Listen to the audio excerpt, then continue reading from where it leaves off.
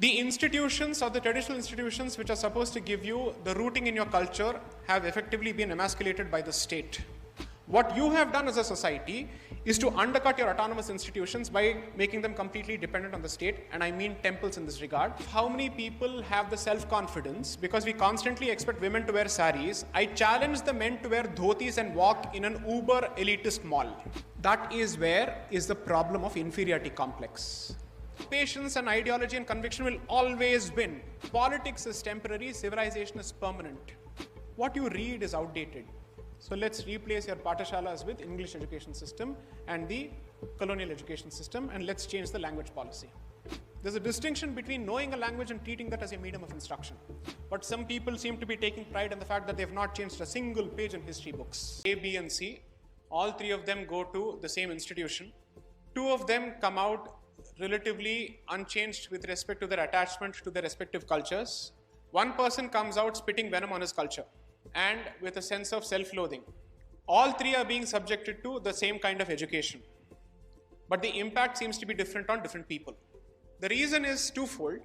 One, the other two groups are effectively producing institutions, and which is to say societal institutions as well as family-based institutions, which manage to put a certain filter which is not changed by the education system.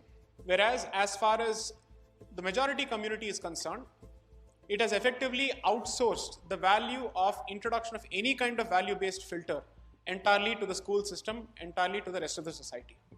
The institutions or the traditional institutions which are supposed to give you the rooting in your culture have effectively been emasculated by the state. And the family, in turn, from a joint family system to the nuclear family system, its ability to provide cultural mooring as far as its children are concerned has already been reduced. Independent of that, they take a lot of pride in the degree of freedom that they give to their children as opposed to the kind of values that they impart to the children. When you have these fundamental problems, you are producing such intransigent people despite the system and in spurts, not with a certain degree of regularity. Because at the end of the day, it's a question of how many such intransigent people you're able to produce on a regular basis, who keep taking a shot at the system to keep changing it on an incremental basis on a regular basis. Because this is not something that can be done in 1 year or 2 years. One generation needs to produce someone who takes a serious shot at the system, changes it in one way. Then that has to work. You've had Shyama Prasad Mukherjee, you've had Atal Bihari Vajpayee, and then you've had Shri Narendra Modi. You started off with Azharuddin, then you went to Saurav Ganguly, then you tried with Rahul Dravid. From there, you moved gradually towards Dhoni. And then you have come to Virat Kohli. Can you see the increase in confidence over successive generations? That happens everywhere. That applies in every aspect of life. So therefore, you should be looking at a vision which is fairly long-term, and you must be investing in such institutions and individuals, because it is institutions that produce such individuals, and those individuals themselves who build such institutions in the future. It's a cycle that feeds off itself. What you have done as a society is to undercut your autonomous institutions by making them completely dependent on the state, and I mean temples in this regard and the mathas in this regard. And the society is also more than happy to embrace secularism, because you see, it has traded English for culture. So therefore, your ability to produce intransigent people has gone down. I'll give you the lamest possible example or the crudest possible example on this particular subject in the most, let's say, outwardly fashion. Ask yourself how many people have the self-confidence, because we constantly expect women to wear saris. I challenge the men to wear dhotis and walk in an uber elitist mall. Do that first. Because when you are capable of doing that, then you have the right to pontificate to women what they are supposed to wear to preserve culture. Okay, that's one. Second, compare this with the confidence of other people who comfortably wear whatever they can and whatever they are expected of in any place. Wo airport ho ya mall ho ya cinema hall. That is where is the problem of inferiority complex. That is colonial consciousness which I am trying to highlight here. Understood? You can't seem to address the basic question of dressing and clothing. I would like to ask the simple question: how many people wear the kumkum or the vibhuti and get out of the house, but the moment they enter their office spaces, they wipe it off? I've seen so many people do that. I know of so many people who do that. That's not the case with other people. Whether he has to wear the topi or the pagadi, is very comfortable wearing that. I respect them for it. I admire them for it, 100%. You can do the mulyankan later, ye sahi hai, galat hai, wo achhe hai, bure hai, that's a secondary issue. At least he is living by the principles that he believes in. He is more than comfortable, he is more than happy to cock the snook at the West and to basically say, aapka modernity gaya, tel lene, hum aise hi rahenge. He is very comfortable making that statement. You as a society don't have that confidence. And he doesn't matter whether the dress is knee length or ankle length, it doesn't matter to him at all. He's comfortable wearing that cloth. Take a look at what's happening in Afghanistan and tell me that technology will trump over ideology. No, patience and ideology and conviction will always win. It's a question of the time cycle that you're interested in investing. They were ready to wait for 20 years. History has rewarded them. You may not like them. You may sit and point out whatever their flaws may be. But ultimately, after 20 years, with patience, they have succeeded against the sole surviving superpower with its hyper technology. Draws a leaf out of that page. Because when I say this, Arey re, aa gaya Hindu Taliban. No. I am saying there is always something to be learnt even from the worst of your detractors and enemies or adversaries. Invest in your institutions. Preserve your institutions which are capable of preserving your way of life regardless of the ebb and flow of politics. Because politics is temporary, civilization is permanent.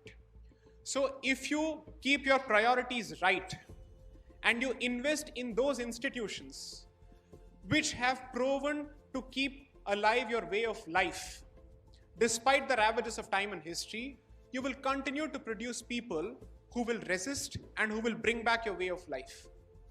Every time we have had a problem, some person, some rishi has come out to help a vibhuti. Sri Aurobindo effectively called Chhatrapati Shivaji Maharaj a vibhuti, as someone without whom this entire civilization would have effectively seen itself being pushed to the verge of extinction and wiped out. Such vibhutis have been created from time to time because there were institutions to produce them. Because at that time you were resisting the sword, and the only way to resist the sword is not to offer your neck but to draw the sword. But subsequently comes the guy who teaches you the value of tolerance and who effectively says,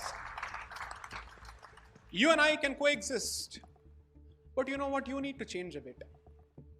So I will introduce, with the noblest of intentions, which of course paved the way to hell, reform. And how do I do that? What you read is outdated. So let's replace your Pathashalas with English education system and the colonial education system, and let's change the language policy. If you have your civilizational love centers which have the autonomy to run their own institutions of education, I dare say whether we have the solution or not, we'll at least have the, let's say, a better group of people with much more confidence and better solutions to offer because they have been trained in that system. I am not saying kill English. I am never going to say kill English. I am saying let it be just one of the, let's say, languages of communication, but it can't be the medium of instruction.